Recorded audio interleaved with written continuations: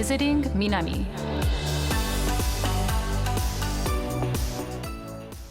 In today's Visiting Minami, I want to bring light to the critical rice shortage in Japan. This was especially noticeable this summer. Farmers were only able to gather 63% of what was harvested last year in August. This has caused the value of rice to increase by 50 to 80%.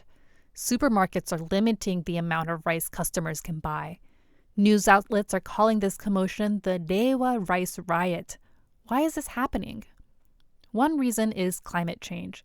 The country experienced high temperatures and heavy rain like never before last year, and that impacted this year's harvest negatively. The Sea of Japan that runs along the western border had a record high temperature, and this was especially bad for rice production because many prefectures known for growing rice, like Akita and Niigata, touch the Sea of Japan. Another reason is the influx of foreign tourists. Nearly 3 million foreign tourists visited Japan in August. That's a 36% increase compared to August of last year. There's not enough rice to meet the demand. Some regions of Japan, including Osaka, had consumers purchasing more rice than usual. A 7.1 magnitude earthquake in Miyazaki triggered a warning for the Nankai megathrust earthquake. This created panic and encouraged people to stock up on rations.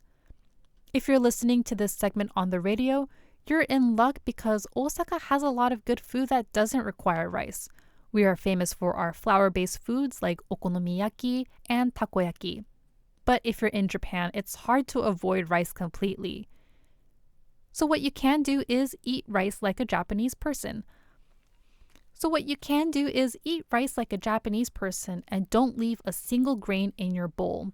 There is a belief that seven kami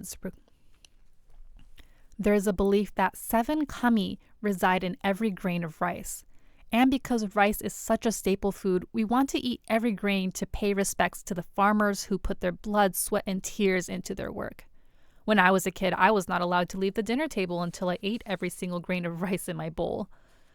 The key to this is keeping the rice in one big clump and being aware of the stranded grains as you're eating, so you're not left with a messy bowl at the end with rice stuck all over the sides. As a visitor, the best thing you can do is be kind to the environment during your visit. Well cared for lands lead to better harvest. Thankfully, September marks the beginning of rice harvest season. By the time this recording hits the airwaves in October, we should already be seeing more rice up on the shelves and the prices go down.